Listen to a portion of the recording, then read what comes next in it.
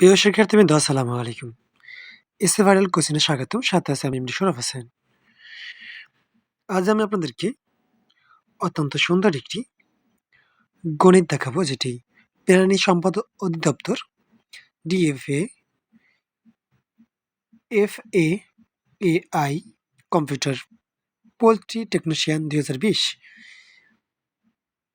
বারবার বারবার বিভিন্ন এক্সামে আসা অত্যন্ত সুন্দর একটি গণিত। অঙ্কটা আছে এরকমই যে পিতা ও পুত্রের বয়সের অনুপাত 10:3, পুত্রের বয়স 18 হলে পিতার বয়স কত?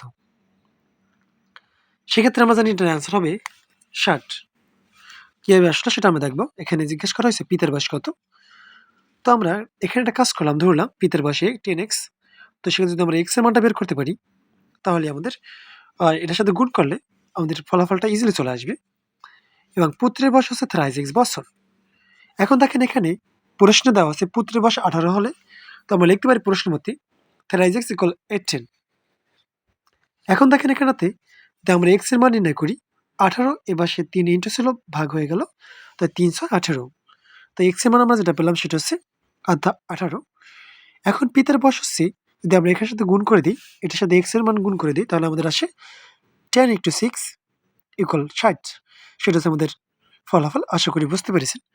যদি আমাদের ম্যাথটি দ্বারা আপনারা উপকৃত হয়ে থাকেন, অবশ্যই আমাদের পেজটিকে লাইক, কমেন্ট, শেয়ার করে সাথে থাকবেন। আর অবশ্যই সকলকে ভিডিও দেখার জন্য সুযোগ করে দিবেন। এখানে শেষ করছি। আল্লাহ হাফেজ।